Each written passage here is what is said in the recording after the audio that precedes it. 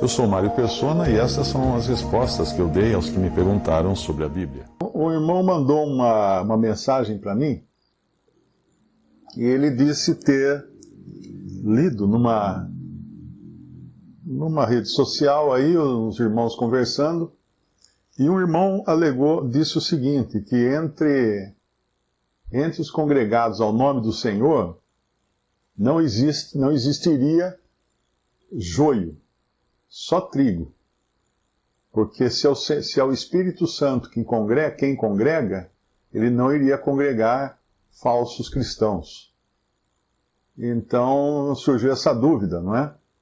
E, na realidade, esse é um problema gravíssimo quando alguém toma essa posição, porque é meio passo para criar uma seita que se acha alguma coisa, que se acha importante, que esse tipo de pensamento esquece de um princípio que é fundamental, é básico na palavra de Deus, que é o de João 7,18,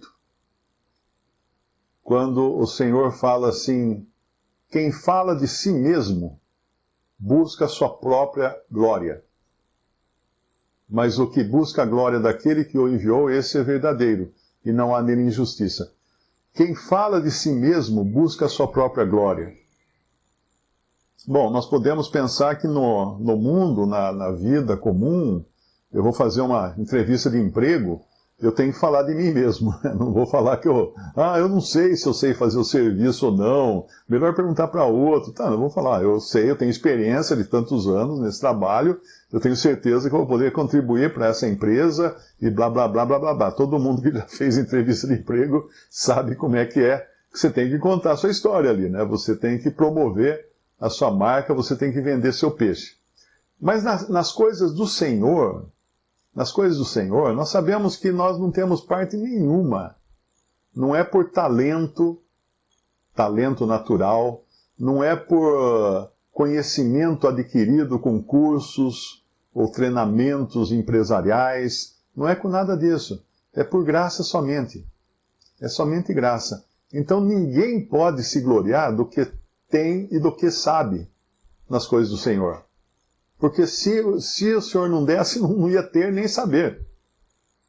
É claro que nas coisas da vida também nós recebemos tudo do Senhor, não é? Mas existem situações, como a que eu citei, de uma entrevista de emprego, que você tem que falar de si mesmo, você tem que promover as suas qualidades, não é? Para poder vender o seu produto, que é a sua competência, que é o seu conhecimento.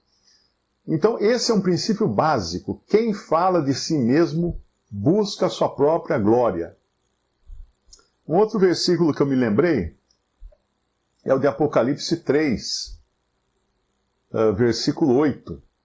Quando ali uma das duas únicas igrejas, né, que não são repreendidas, porque você tem ali 7 cartas, as 7 igrejas, e as 7 igrejas representam 7 períodos da cristandade que contam basicamente a história do testemunho cristão.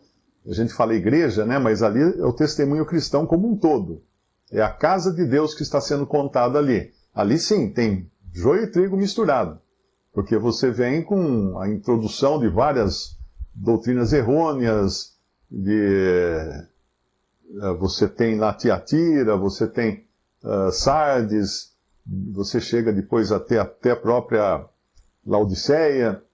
Então, cada período da igreja representou um desafio em termos de manter a verdade e não manteve a verdade. E perdeu o pé, vamos falar assim, né? Perdeu o passo. E isso aconteceu ao longo da história da igreja, sim. Mas 2 delas não são repreendidas. Eu creio que a segunda, né? A segunda igreja, lá em Apocalipse 2, porque ela passava por um momento de tão grande perseguição e tribulação, que ela não tinha mais nada além do Senhor. Então, quando você está na pendura, vamos dizer assim, você só pode se agarrar a Ele. Então, você se agarrar a Ele, você não tem fiel a Ele. E a outra é a de Filadélfia, no capítulo 3, E aqui ele diz assim, no versículo 8 do capítulo 3, conheço as tuas obras, eis que diante de ti pus uma porta aberta e ninguém a pode fechar. Tendo pouca força, isso aqui é reconhecer a nossa condição de pouca força, que sempre temos que reconhecer, guardaste a minha palavra e não negaste o meu nome. Esses são os três atributos aqui, as três coisas que o Senhor elogia nesse período aqui de Filadélfia. E depois do versículo 9, eis que eu farei os da sinagoga de Satanás, aos que se dizem judeus e não são, mas mentem, eis que eu farei que venham e adorem prostrados aos teus pés e saibam que eu te amo. Como guardaste a palavra da minha paciência, também eu te guardarei da hora da tentação ou da provação que há de vir sobre todo o mundo, ou da tribulação, seria mais correto aí, que há de vir sobre todo o mundo, para tentar os que habitam na terra, ou para provar os que habitam na terra. Bom, aí temos então Filadélfia. E muitos podem falar assim, Filadélfia somos nós. Não, não somos nós. Filadélfia foi um período que, quando aconteceu a primeira divisão, a primeira entrada de má doutrina, encerrou o período. Existem pessoas ainda que andam segundo esses princípios de Filadélfia, como existem pessoas que andam segundo os princípios de Sardes, como existem pessoas que andam segundo os princípios de Tiatira, ou com as características de, melhor chamando, né? Mas hoje estamos todos na mesma panela de Laodiceia. Hoje o nosso tempo é Laodiceia, o último estágio do testemunho cristão na Terra, que envolve verdadeiros e falsos. Esse é o testemunho público da cristandade na Terra, Laodiceia. E o Senhor está a ponto de vomitar da sua boca esse testemunho.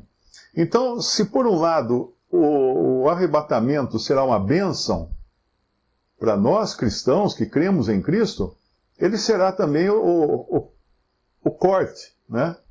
A hora do corte. Porque o arrebatamento terá passado a seguinte mensagem: vocês todos falharam como testemunho sobre a terra. Então essa vergonha, sim, essa nós levamos juntos. Essa a gente pode admitir. Você hoje faz parte da Laodiceia? Infelizmente. Todos nós fazemos parte da Laodiceia. E nesse tempo de Laodiceia, qual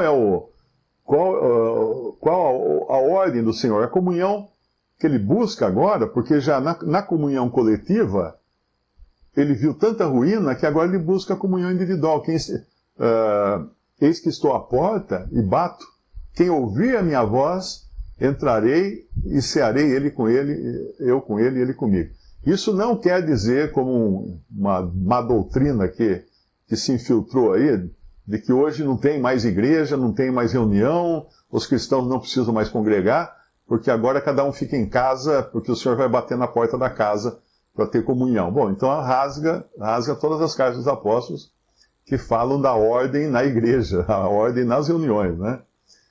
Então nós estamos nesse tempo de Laodiceia. Qual a característica que nós vimos em Filadélfia?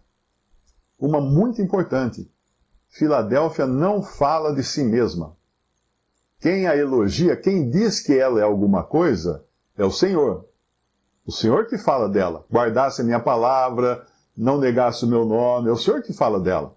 Ela não fala, eu guardei a tua palavra, eu não neguei. Quem fala isso são aqueles falsos profetas lá de Mateus, quando chega o Senhor, em teu nome nós fizemos maravilhas, em teu nome nós curamos enfermos, nós profetizamos, nós... O Senhor fala, nunca vos conheci. Então toda vez que nós nos achamos alguma coisa, prova que nós não somos nada, que nós não entendemos ainda, não é? Aquele que pensa que sabe, ainda não entendeu como deve saber, né? Como convém saber. Então nós estamos nesse tempo aí, quem tem que julgar realmente é só o Senhor. Lá em Apocalipse 2, na carta à igreja de Tiatira, ele começa com essa frase: Isto diz o Filho de Deus. E muito interessante ele começar com essa frase, porque Tiatira representa o período católico, né, o sistema católico, onde a doutrina é o Filho de Maria, né? E aqui ele já começa a carta dando uma lambada, vamos dizer assim, uma cintada nos que querem identificar Jesus Cristo como Filho de Maria. Ele é Filho de Deus. Esse é o título dele, que ele já tinha antes, até em toda a eternidade, antes de vir ao mundo. Ele já tinha o título de Filho de Deus. Que tem os seus olhos como chama de fogo. O que são olhos como chama de fogo? Vamos traduzir para a linguagem atual. Que tem visão de raio laser, ou visão de raio-x. Visão de raio-x é melhor, né? O que é o raio-x? Ele enxerga tudo, não perde nada. Visão de chama de fogo. E os pés semelhantes a latão reluzente. O que são os pés? Os pés é a firmeza. A firmeza de alguém está nos pés. E o latão reluzente é justiça.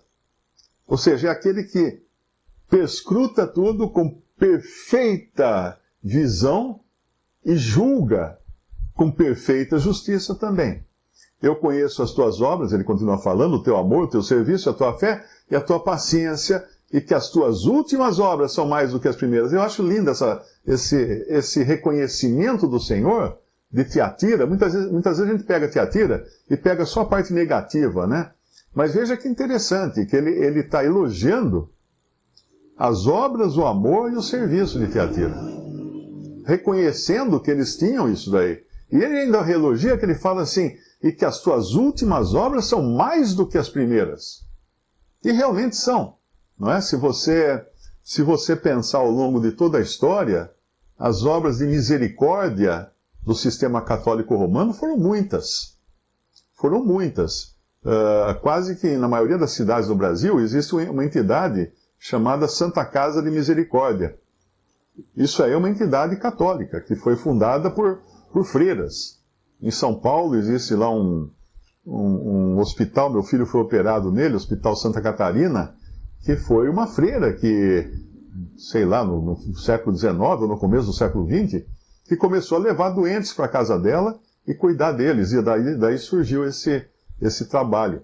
Então, realmente, a obra de caridade é muito, muito grande dentro mesmo do sistema católico romano.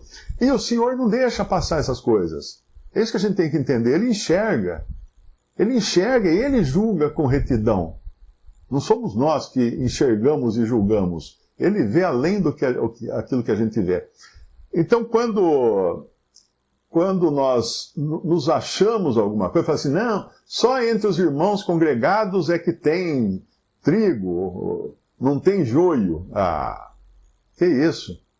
Todos os salvos por Cristo são trigo verdadeiro, são salvos, são preciosos. Ah, mas ele está na igreja do universo fiel de Cristo Redentor de Salvador. Nem sei se existe isso. E daí? Ele é um salvo por Cristo, ele foi comprado com sangue precioso. Por que ele não está congregado no nome do Senhor? Não sei, o senhor que sabe essas coisas. A gente não tem que... Hoje alguém perguntou assim, como eu devo fazer para preparar pessoas para congregarem ao nome do Senhor somente? Você não tem que preparar nada. Quem faz isso é o Espírito Santo. Não tem que preparar ninguém, você não tem que pregar o lugar de reunião. Você não tem que convidar pessoas a congregar no nome do Senhor. Quem faz isso é o Espírito Santo. É o Espírito Santo que leva, que encaminha aqueles que, segundo o seu desejo, vão estar congregados ao nome do Senhor. Mas isso não quer dizer que quem não esteja seja menos do que os que estão. Aplique sempre a mesma fórmula que diz respeito à salvação. Quem são os salvos? São os melhores? Não. Comparado com o resto do mundo, os salvos são os piores. Leia o capítulo 1 de 1 Coríntios, você vai ver quando o apóstolo fala lá, veja a vossa vocação, irmãos. Não são os nobres, os inteligentes, os que foram escolhidos. Não, ali resumindo o que ele quis dizer, ele está falando assim, Deus escolheu os piores, a escória do mundo. Então aplique o mesmo princípio para qualquer coisa de Deus. Eu sempre gosto de citar a história de São Francisco de Assis, né? São Francisco de Assis foi um monge católico que viveu antes da Reforma, né? Naquele tempo só existia o catolicismo, não existia outra coisa. Então muitos cristãos, claro, eram católicos, não podia ser outra coisa num tempo que só existia o catolicismo romano, porque eles chamavam de igreja, eles não chamavam qualquer coisa, a igreja católica, não. Eles chamavam de igreja, porque o nome católico significava universal. E São Francisco de Assis uma vez perguntaram para ele como é que ele foi parar no Japão. Porque ele serviu um bom tempo na Índia, como missionário católico na Índia, e depois ele foi o primeiro cristão a pôr os pés no Japão, quando não tinha nenhum cristão no Japão. Ninguém tinha falado de Cristo no Japão ainda. Ele foi o primeiro a levar a mensagem da cruz de Cristo para o Japão. E aí perguntaram como é que ele foi parar lá. Ele falou assim, um dia o Senhor chamou os anjos lá e falou assim, vê se vocês encontram alguém preparado para uma missão que eu vou dar aí para ir levar o Evangelho lá no Oriente. Aí os anjos voltaram e falaram assim, encontramos vários muito bons aí, mas estão todos ocupados. Não, mas vê se encontra então um médio. Os anjos falaram, tem também, mas todos estão ocupados, todos têm alguma coisa a fazer. Aí o Senhor falou assim, então vai, vê se encontra qualquer um. Aí os anjos voltaram e falaram assim, encontramos um, mas o cara é meio louco. Eu não sei se serve, porque não tem nenhum preparo, não tem nada que o qualifique, né? Vamos mandar esse então. E assim que ele conta de si mesmo, como é que ele foi parar no Japão. Eu sempre gosto dessa história, porque ele se desqualifica. Ele se desqualifica para que toda a glória seja revertida a Deus e não a ele próprio. E eu queria só citar aqui um trecho de um artigo escrito por John Nelson Darby, porque já no século passado já estavam surgindo alguns que diziam ser grande coisa, diziam ser o testemunho. Nós somos o testemunho.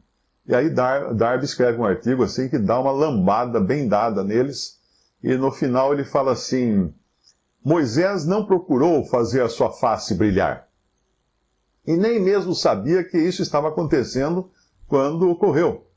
Foi algo que aconteceu quando ele esteve com Deus. Até onde tem observado, sempre que cristãos decidem ser um testemunho, eles acabam ficando cheios de si e não percebem, se gabando de possuir muito de Cristo. Uma face brilhante nunca enxerga a si mesma. O verdadeiro coração está ocupado com Cristo e, em certo sentido e medida, o ego é deixado de lado. O pensamento correto não é pensar seja lá o que for de si mesmo, exceto quando precisamos nos julgar. Ou seja, se eu preciso me julgar, eu tenho que pensar de mim mesmo, o que eu sou lixo. Você não pode querer ser um testemunho a menos que esteja ocupado com o pensamento de ser um. E isso é pensar em si mesmo. Eu lembrei de um versículo aqui, de Provérbios 16, 18, que diz assim, a soberba precede a ruína, e a altivez do espírito precede a queda. Então, quando surge esse tipo de pensamento, nós somos mais. Pode botar o colchão na frente para a pessoa não se machucar, porque vai cair. Vai dar com a cara no chão. Sempre que nós achamos que nós somos alguma coisa, o Senhor nos julga e o Senhor nos disciplina. Para a gente calar a boca, né? Para Ele calar a boca da gente. Porque a gente vai ter que pôr a boca no pó. Quando a gente se acha alguma coisa. A soberba precede a ruína, vem antes da ruína. E a altivez do espírito precede a queda. Eu lembrei de um outro versículo também, em 1 João, capítulo 2, versículo 18. Filhinhos, é já a última hora, e como ouvistes que vem o anticristo, também agora muitos se têm feito anticristos, por onde conhecemos que é já a última hora. Quem eram esses muitos que estavam se fazendo anticristos? Ah, deve ser o pessoal lá da Umbanda, do Candomblé, do Espiritismo, das Testemunhas de Jeová, dos pagãos ou qualquer coisa assim. Não. O versículo 19 ele diz quem são. Saíram de nós, mas não eram de nós, porque se fossem de nós, ficariam conosco. Mas isto é para que se manifestasse que não são todos de nós. E vós tendes a unção do santo e sabeis tudo. Então eram pessoas que haviam saído do meio dos cristãos. Eles estavam congregados. E no tempo em que eles estavam congregados, o que eles eram salvos? Não. Eles vestiram a roupa só. Porque depois eles saíram. Eles eram verdadeiros anticristos, incubando ali as suas maldades, as suas malignidades, né? Mas no meio dos cristãos. No meio dos cristãos. E naquele tempo só existia cristãos congregados ao nome do Senhor, quando João escreve. Não existia outro nome, não existia a igreja dos santos, do Monte Alto, etc. e tal.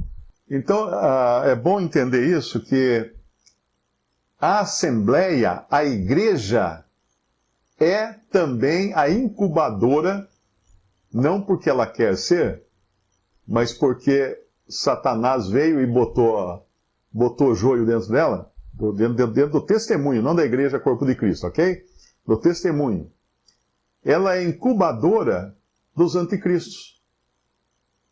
Porque eles vão sair de onde? De onde saíram esses caras que fizeram todas essas seitas? Pega essas seitas que têm doutrina maligna. De onde eles saíram?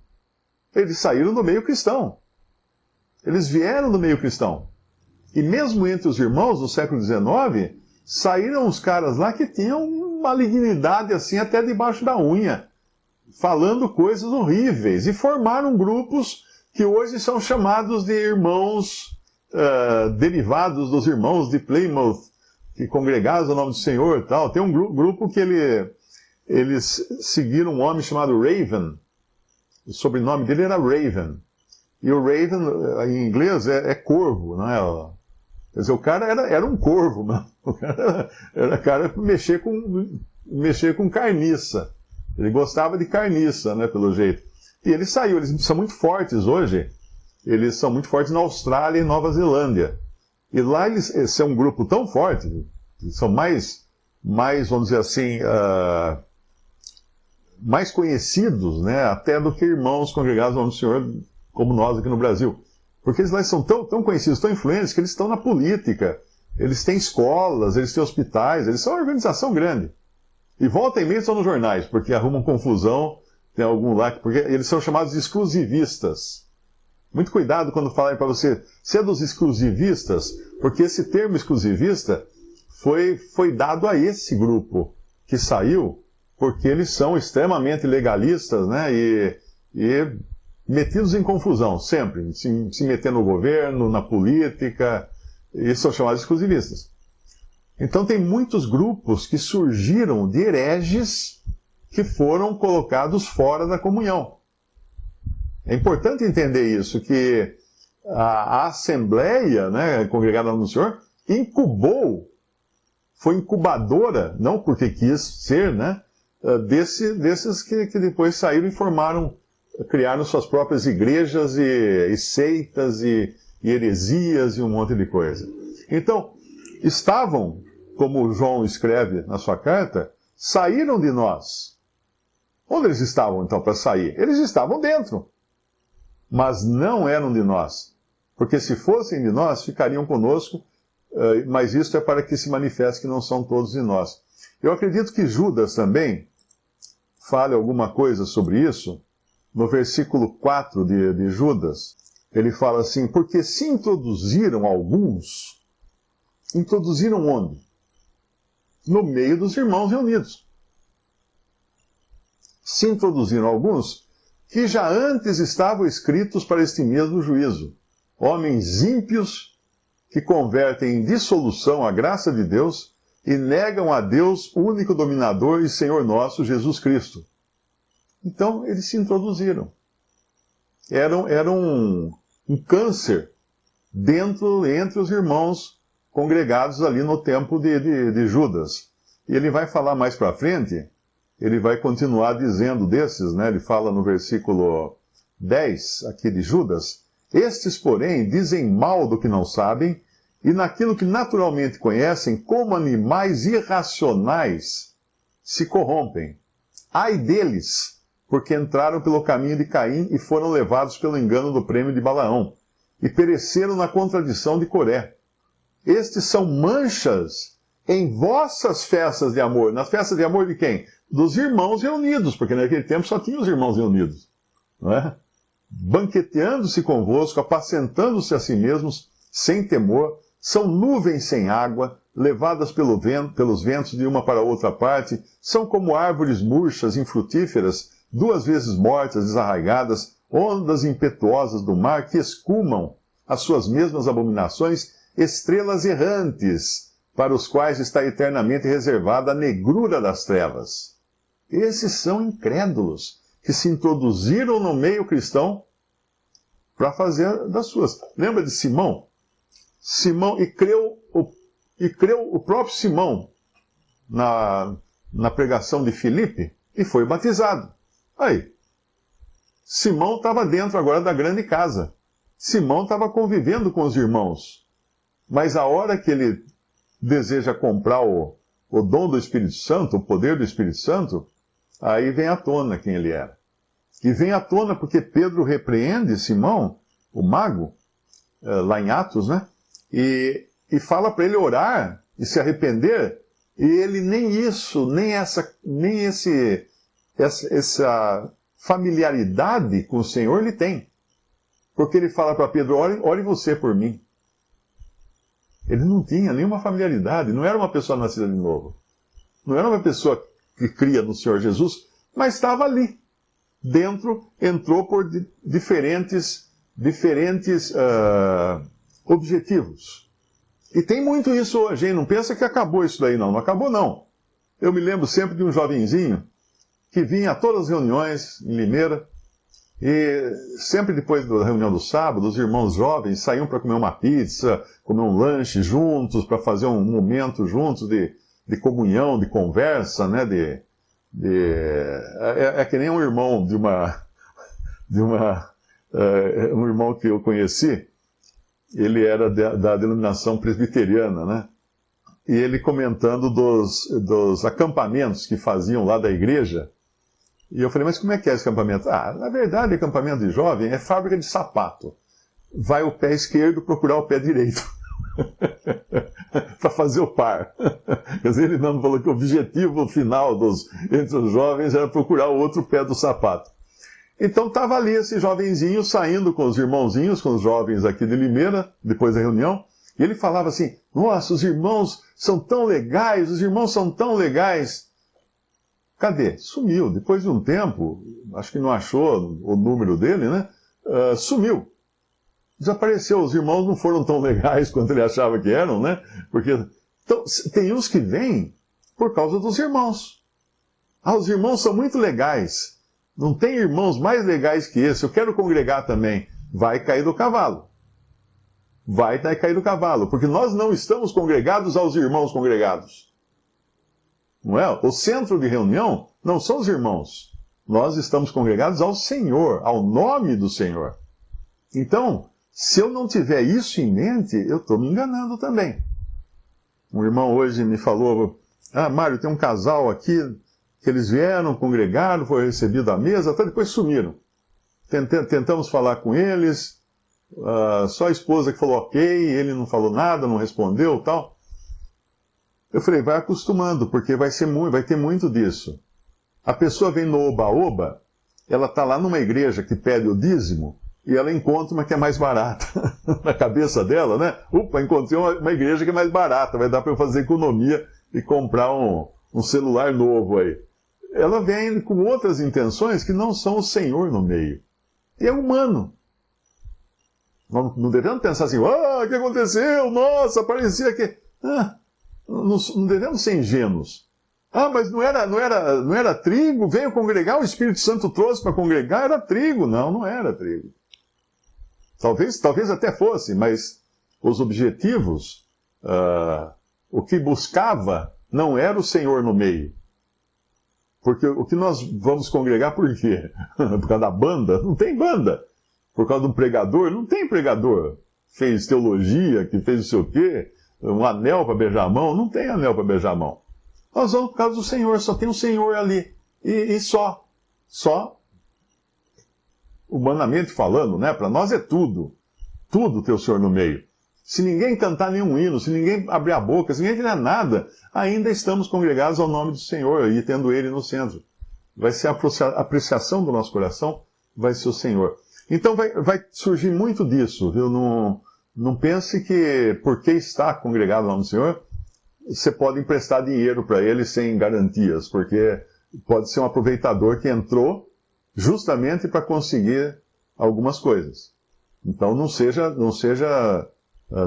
tolo, né? Não podemos baixar a guarda. Por isso que a Assembleia mantém sempre uma vigilância. Por isso que tem na Assembleia porteiros. Porteiros. Mas tem porteiro na Assembleia? Estou falando no sentido figurado, dos porteiros que tinha lá no templo, né? Quando Neemias estava reconstruindo, restaurando a adoração ao Senhor lá em Jerusalém, né, voltaram do exílio e tal, havia os que ficavam na porta. Isso está lá em Neemias. E eles ficavam na porta para ver quem entrava, quem vinha para entrar na cidade, para trazer mercadorias, para comercializar e tal. Eles tinham que examinar. E lá é dito que Neemias mandava que só poderiam entrar pessoas na hora mais quente do dia. Por que na hora mais quente? O cara vinha de longe com seu rebanho para vender, suas mercadorias de cidades distantes. Então, ele tinha que armar sua barraquinha fora da cidade, esperar o sol ficar a pino, aí sim os portões eram abertos. Antes disso, não. O portão está fechado. Aí os porteiros abriam o portão e eles entravam. Por que com o sol a pino? Por que na hora mais quente do dia? Porque quando o sol está a pino, você não vê sombra. Não tem sombra em volta de você. A sua sombra está debaixo da sola do pé. Então isso era uma instrução para nós hoje, que para receber uma pessoa a comunhão na Assembleia, tem que estar o sol a pino. Não que você vai deixar ela lá fora no sol do meio-dia torrando a testa, né? Não. Você tem que examinar se não tem nenhuma sombra de dúvida. Porque se existir sombra de dúvida, nós já tivemos muitas experiências assim, de chegar numa reunião de irmãos, então aquela pessoa assim pediu lugar, acho que já está na hora, né, de recebê-la e então vamos fazer assim, vamos decidir na próxima reunião. E na semana seguinte já aparecia a bomba lá. A pessoa tinha aprontado uma que não poderia estar em comunhão de jeito nenhum, ou que surgiu uma coisa que veio à tona algo, né, um pecado que ninguém sabia, o Senhor revelou. Percebe? Então tem que ser muito cuidadoso. Da mesma forma como vai ter aquele oba-oba dos que querem estar em comunhão, já é para agora. Eu quero partir o pão. Pode ser hoje já? Já estou aqui, já aproveito já, né, para não gastar gasolina, então. Não, vamos com calma. Vamos com calma. Deixa desaparecerem todas as sombras para não termos mais dúvida. Esse é o papel. Agora, isso, antigamente não precisava. Lá em Atos 2, por exemplo, tinha o quê? 3.000 pessoas foram batizadas. E eu acredito que essas 3.000 pessoas já partiram o pão. No primeiro partimento do pão, primeira ceia do Senhor, estava todo mundo lá. Né? Porque a coisa era nova, estava começando em todo o seu poder. E ali sim, a coisa ainda não existia uma ruína em redor, da igreja em redor, do testemunho cristão em redor. Mas hoje, olha como é que está a nossa volta. Liga a TV de madrugada para você ver o que tem na TV de madrugada. Você olha coisas que são coisas que os incrédulos que não têm o Espírito Santo, julgam e falam assim, isso é um absurdo. Um dia eu fui pregar o evangelho para um incrédulo, numa festa de aniversário de família, tinha lá um visitante. falando do evangelho para ele, ele falou assim, mas eu fui numa igreja ali, ó, me convidaram para ir lá e tal, eu contei no relógio, 45 minutos o pastor ficou pedindo dinheiro. 45 minutos num culto de, hora e meia? O homem ficou 45 minutos pedindo dinheiro. Então, até o incrédulo percebe essas coisas. O crente, quando nós nos convertemos, é bom entender isso, escreve isso. Não é porque a gente se converte que a gente fica tonto, né? A gente se converte a Cristo, mas fica até mais ligadão do que estava antes. Você tem que ficar atento. Porque aí nós passamos a ser alvo de Satanás no mundo que é território dele. No mundo que é território do diabo. Então tem que ser muito cuidadoso nessa questão da recepção dos que chegam para estar em comunhão à mesa do Senhor. Para não ter depois o dissabor, né, de ver que recebeu alguém em pecado. E às vezes isso é descoberto anos mais tarde. Nós já tivemos experiências assim. Da pessoa estar em comunhão, passaram-se anos e aí o pecado veio à tona. Então, o que é isso? Falha de quem? Claro que a gente não tem uma bola de cristal, não é? Fala que ninguém é bidu.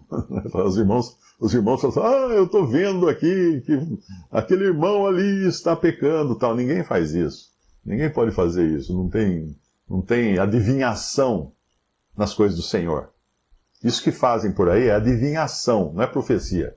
É adivinhação, coisa que era proibida no Antigo Testamento. O cara ficar adivinhando. Mas nós temos que esperar, orar, e quando aparece pipoca uma coisa dessa, um escândalo desse entre os irmãos, é culpa de quem? De todos nós. É culpa do estado geral em que nós estamos. Porque se nós estivéssemos num estado na fraqueza que nós estamos, se nós tivéssemos uma comunhão melhor com o Senhor, ficaria evidente o contraste das coisas. Mas como a nossa comunhão está tão baixa, o nosso andar está tão ruim, qualquer incrédulo que se infiltre, nós nem vamos reparar.